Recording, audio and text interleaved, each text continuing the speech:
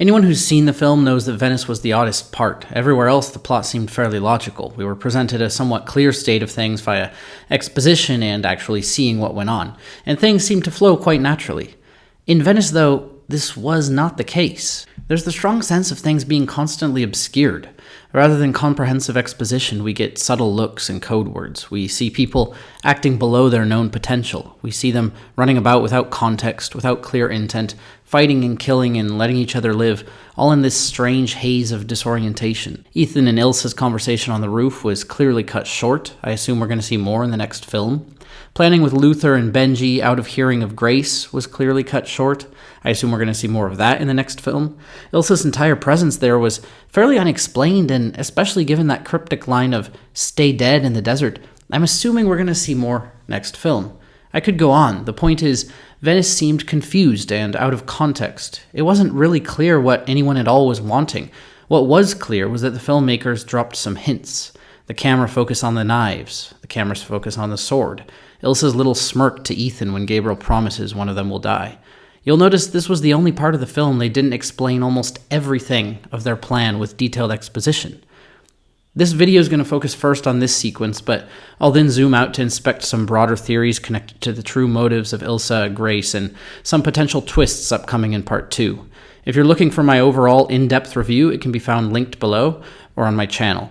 I'll try to be a bit less essayish here, a bit less rambling, a bit more narrow in my focus. So, let's consider the filmmakers. These people are meticulous, they're dedicated, they had resources and time, and there's just no reason to assume anything in there is unintentional or misguided until it's confirmed as such. Now, in one sense, it is kind of annoying Dead Reckoning is a two-parter. It feels like it's somewhat easy for them to trick us just by leaving things out or not showing us some scenes. They can just spin things one way in part 1, leave things out, maintain an illusion for a year or two, and then, well, we might momentarily interpret it as lazy or confusing or unfinished, but boom, in the future it could be revealed to have all been a setup, and this can feel either contrived and disappointing, or it can feel brilliant and delightful. It really does depend on how they do it. With many twists, maybe the most interesting ones, you're limited to the perspective of a character, such as Watson and Sherlock Holmes. Will you do this for me? Do what? This phone call, It's my note. It's what people do, don't they? Leave a note. Our one Tom Cruise in Oblivion. With others, the writers play a bit more freely, choosing what to show you based more on what it reveals than what any particular character should be aware of, given the logic of the story. What?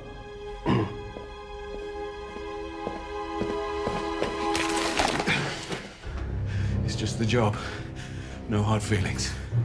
Jack, that's not the survivor you promised me. No, it's not.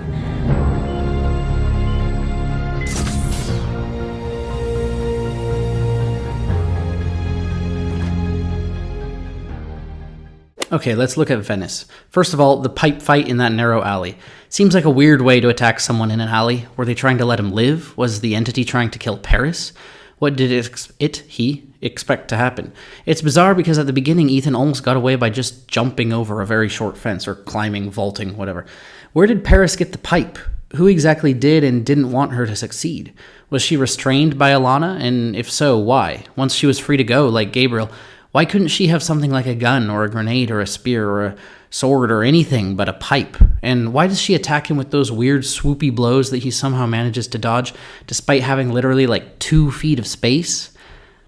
What about just dropping something on him from the roof? What about just blowing him up with a grenade? I don't know. I should say I'm not a combat expert at all, but I do know something more than maybe most average Joes, simply because I do a good bit of research for my own writing and because I have eyes, and maybe everything I say is wildly wrong, but I don't think so, and I just think that fight sequences like that don't look good. It just looks weird and unnecessary and contrived, I think.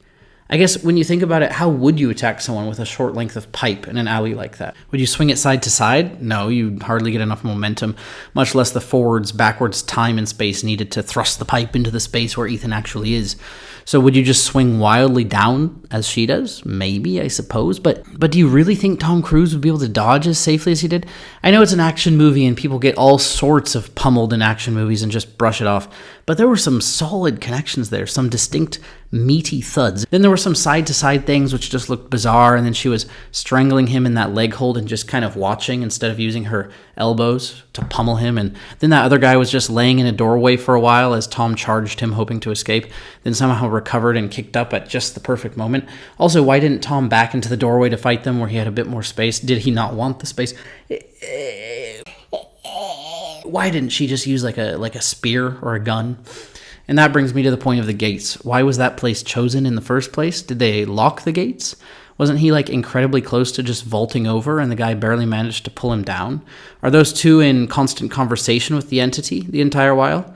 If so, did they want to simply delay and frustrate him so Ilsa would die? Maybe. Maybe that's it. It's in these sorts of moments when writing seems a bit hazy, when things don't seem too crisp, when characters act beneath their potential, and when villainous designs are only partly revealed. It's in these moments that we have to trust that the well-written twist is coming in part 2. And maybe that's it. We know the villain's designs are only partly revealed. The entity's supposed to be omniscient almost, omnipresent, manipulative, beyond our ken. Maybe it has some long, complex scheme aimed at making Ethan suffer as much as possible. Maybe that was Gabriel's side of the bargain in exchange for serving as the entity's meatbag representative. It's just a bit odd, a bit underwhelming. Okay, about Gabriel. I wanted to fear Gabriel and what he could do. I wanted to be amazed that the entity set up the party. I wanted to feel like Alana was actually conflicted when it came to choosing sides. But, well, should she have been? What have we seen to suggest she might be? Does she care about Ethan on anything deeper than that sort of competitive, weird hormonal level? I'd hate for her to come between us. I just wasn't surprised with the way any of it went. Now, it was enough to keep me entertained. There were elements of character and trickery that were clever and unique. The overall arrangement, for example, makes sense. Grace is clever, I suppose. We still don't know whether she truly dropped the key on a guy during the flight and arranged to meet him afterwards, or whether she simply managed to keep it hidden on her the entire while. But that whole bit was clever. She slips it in Zola's pocket, which is clever, and conveys it to Tom.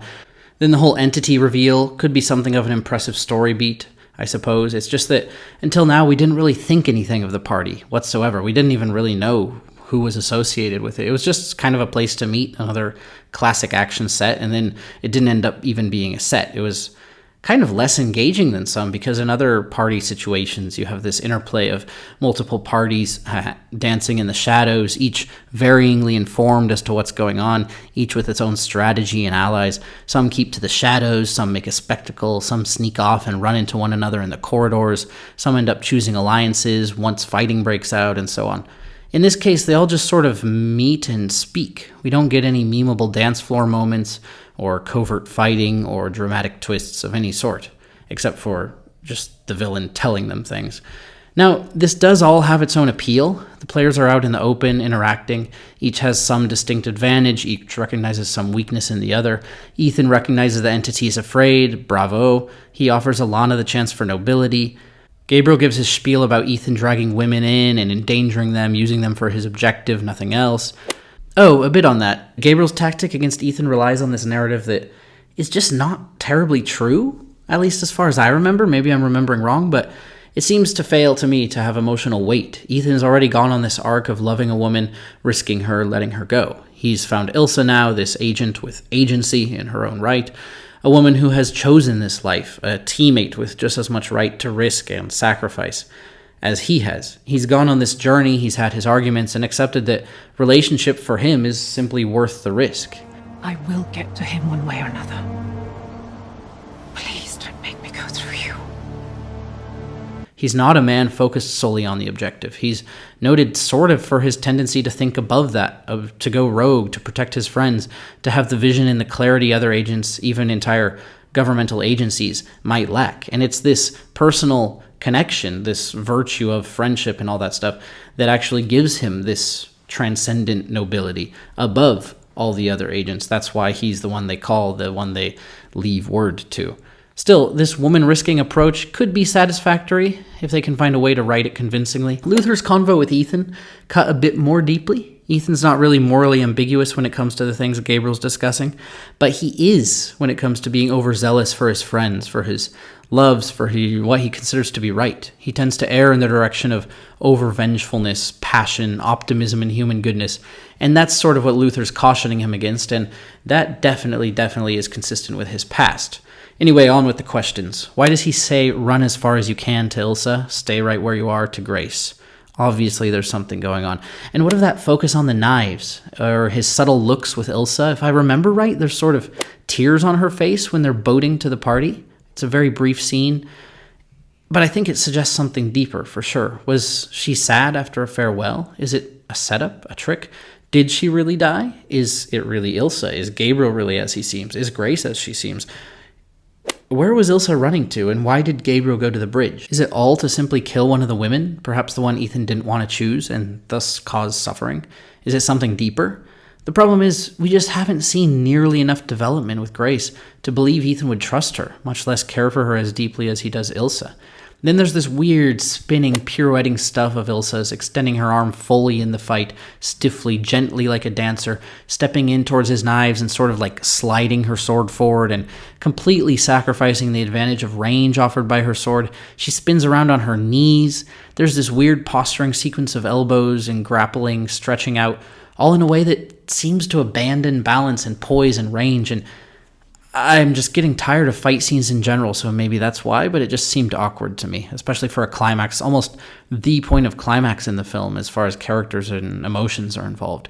There are other lesser moments that follow with Grace and the train, and Grace's decision to join them, that last cliffhanger, her being apprehended by Kittredge, Gabriel's escape and all that, but nothing really resonated, and I don't think was supposed to resonate as much as Ilsa's death. What happens to her body? Why does Luther say, don't kill Gabriel, and don't alter the plan? What other parts of the plan have they not told us? Our characters themselves have stated they're going to have to think like the entity in order to defeat it. This means not only arriving at conclusions of binary, bit-like reason, as Luther does when urging Ethan not to kill Gabriel, it also means trying to deceive or misinform their adversary, as it continuously does them. We've already seen their attempts to do this, and as far as we know, it doesn't really have physical incorporations of itself like Ultron does. You know what's in that cradle? The power to make real change. Which, by the way, should be an obvious move if you're the entity, and if you're truly as powerful and deeply embedded in the global digisphere as the film suggests, why doesn't the entity make bodies or something, or take over planes or drones? Come on. In the party, Ilsa shares a glance, sort of a smirk with Ethan when Gabriel says one of them will die. Then there's the focus on the knives, like I mentioned. Ilsa's killed with her own knife, which was previously Grace's, if I remember right. I could imagine various swaps and fakes and trick knives in some way, but it seems difficult to imagine Gabriel believing she's dead when she's not doing anything to check, like cutting off her head or sticking a knife in her eye or whatever. This is the trickiest bit for me, always annoying in movies. These fake deaths, I don't want to assume, but it seems like it's going to be a fake death. I just don't think they showed us enough to convincingly settle it. First, the fight was weird. Second, Gabriel wasn't thorough enough, and we don't see a reason for him not to be. With Grace there, Ethan almost there, and so on, they could have at least shown a reason for Gabriel to skedaddle so quickly, but they didn't. And the whole fight sequence seems a bit spotty, as if something's being hidden. This will be hard to rectify with a sudden, oh, she was just alive and Grace or Ethan chased him off before he could notice type of thing. We already have to be really careful with fake deaths in film. How much more careful should we be with this sort of dueling, stabbing steel into someone face-to-face fake death? It just has to be well done. Okay, on to a few more scattered moments in the film, leaving behind Venice for now. Why did Benji and Luther not tell Ethan about the bomb? Seems odd. Maybe there's a deeper reason. Maybe not. I'll add that Ilsa's fake-out death in the desert did feel a bit weird. That's not really a novel take, but it was just odd. If you believed it, it felt cheap or underwhelming. If you didn't, it felt obvious and underwhelming. Why would she lay down like that to eliminate the last bounty hunter? How did she know there was only one left? What if it hadn't been Ethan? What if he had shot her instead of going up to her body? Why did they cut away just in that moment and only reveal it later? It felt a bit odd, the sort of thing you sigh and predict but don't really feel was justified. It felt like a sort of foreshadowing, a seed they planted for some later payoff, but well, we'll have to see. And that stay deadline, all for her to be revealed somewhat inconsequentially later, just sitting in the back of a van or the front of a van joining the team. Something's up. I just hope that it ends up being clever. To be honest, my end conclusion, if she is brought back, is that they will have to do it very well to make up for the oddness surrounding her in this movie. I think it'll be difficult to not feel like it's a bit cheap, disappointing, plot-holey or something. Then there are Luther's weird words about thinking like the machine, not changing the plan, Ilsa being the reason Grace is alive rather than Grace being the reason she's dead. There's Grace's line about making a dishonest living. Seems like kind of a trite line, not terribly clever. But could it have a deeper meaning? Let's see. The entity killed the buyer in the airport so Grace would have the key, so Ethan would follow her to Italy instead of following the buyer. She's lucky she ended up in Rome, isn't she? She just stepped in the first, or was that just always her flight? And why did that door just close perfectly as she was going in? I don't think I've ever seen that in an airport.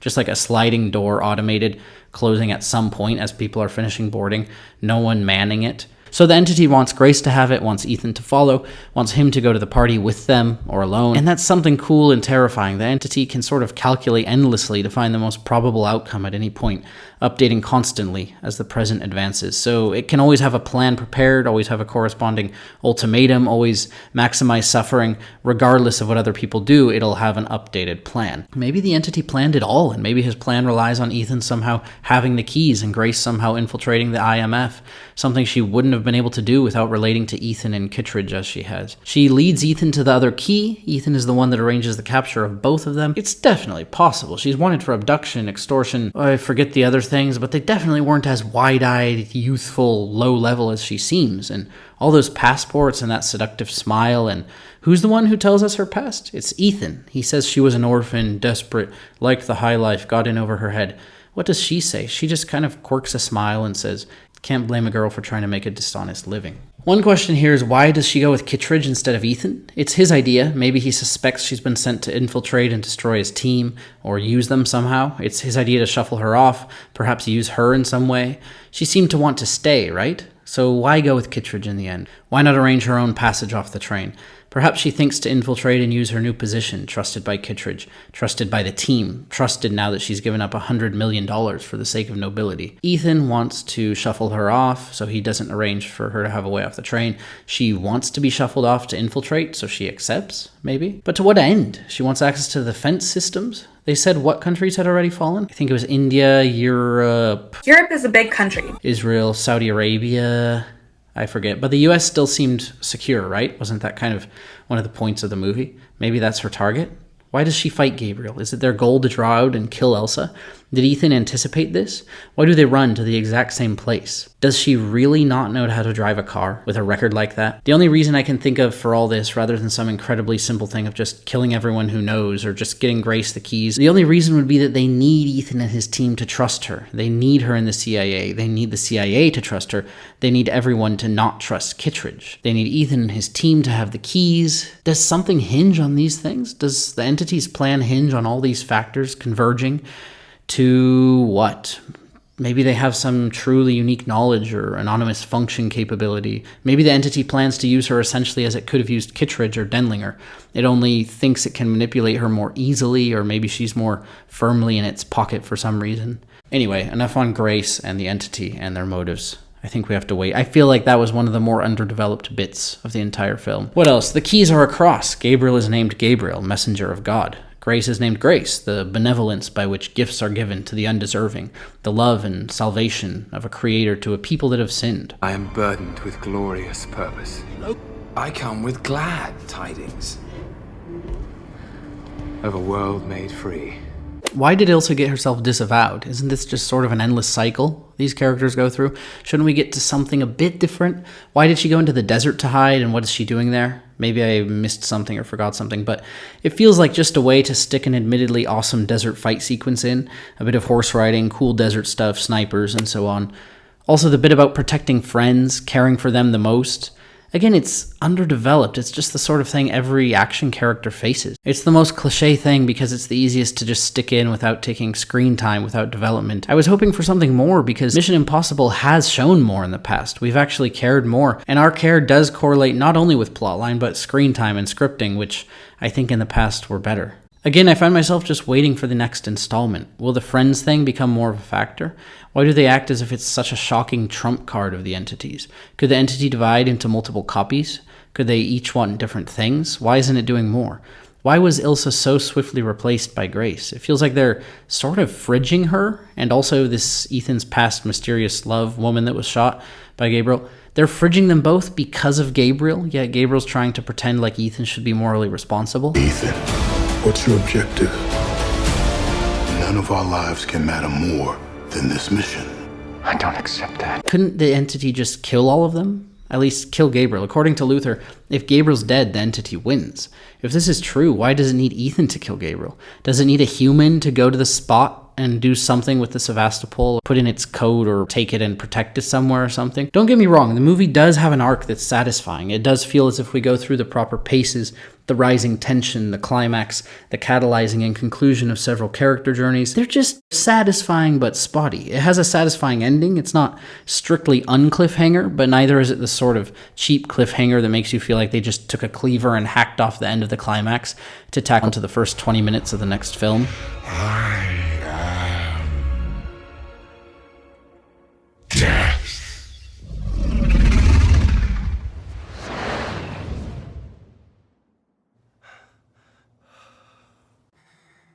What have we done? In that vein, why does Gabriel predict one of them will die, then predict he will have the key? Are the predictions truly more impressive than him simply doing the things? Wouldn't it be more interesting to predict something not directly connected to his immediate plans and actions? Something like predicting something Ethan will decide, or the government of Russia will decide, or predicting some stock market event? Why does he lose the keys into pickpocketing again, no less? Why are the keys easy to recognize with radioactive glasses or whatever, but at a certain point everyone just starts being baffled as to their whereabouts with all the pickpocketing? How does the entity communicate with Gabriel? Is it in his ear, in some sort of comm or something? Why can't it help him with the keys in a more direct way, like, oh, she has it in her pocket or something like that? I just feel so far Gabriel's suffering bit isn't very compelling, and we haven't even seen enough of the entity to know what its motivation even seems to be. We're just a bit in the dark here, floundering, trusting that we should feel fired up by Ethan's proclamation that the entity is afraid, trusting we should shudder at Gabriel's promise of death to either Grace or Ilsa, trusting we should anticipate some great digital deception. Why did the mask machine break? Was it Benji? How did that change the shape of things? Why did they need Grace to be captured? It seemed like such a needless part of the plan unless they want someone on the inside. Could Grace be Ilsa, sent to infiltrate the CIA? Could Grace be Grace, sent to infiltrate the CIA? Was Gabriel's plan to jump onto the truck contingent on those two operatives stopping Ethan just then and there? Was it contingent on neither of them dying any sooner or later? Was it contingent on Ethan not killing him until that moment, no one killing the operatives, them being on that exact part of the train? Why couldn't Ethan jump onto the train the same place Paris did? That seemed fairly easy. Well, I guess that watch could be adjusted in real time to correspond with the truck or whatever. Oh, and in this day and age, why don't they have more things like drones flying all over the place, following and updating and blasting people out of the sky, blasting trucks, blasting trains?